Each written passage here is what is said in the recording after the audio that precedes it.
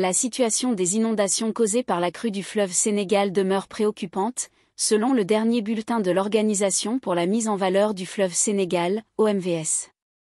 Les populations des zones habituellement inondables, notamment celles de Bakel, Matam, Podor et Saint-Louis, doivent se préparer à de nouvelles inondations, la vigilance orange étant maintenue sur toutes les localités riveraines. État des lieux. L'OMVS a précisé que les cotes d'alerte sont dépassées dans toutes les stations de la vallée du fleuve Sénégal, avec des tendances à la hausse dans plusieurs localités. Par exemple, Kidira, 11,17 mètres, tendance à la hausse. Bakel, 11,59 mètres, tendance à la baisse. Matam, 8,74 mètres, tendance à la hausse. Podor, 5,57 mètres, tendance à la hausse. Dagana, 3,73 mètres, tendance à la hausse. Richard Toll, 3,30 mètres, tendance stationnaire. Saint-Louis, 1,30 mètres, tendance à la hausse.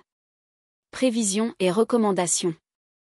Les prévisions indiquent que des débits élevés sont attendus des affluents, avec 760 mètres cubes par seconde sur le Bakwa, 957 mètres cubes par seconde sur la Falémé, et environ 1200 mètres cubes par seconde sur le Bafin. La tendance des débits sur ces affluents est à la baisse, mais cela n'empêche pas l'augmentation des niveaux d'eau dans les zones critiques. L'OMVS recommande la vigilance dans les localités telles que Bakel, Gouret et Matam, où la tendance pourrait évoluer vers une vigilance rouge. Les villages des départements de Bakel et Matam sont déjà largement impactés, avec des coupures d'accès dues aux inondations. Assistance aux populations.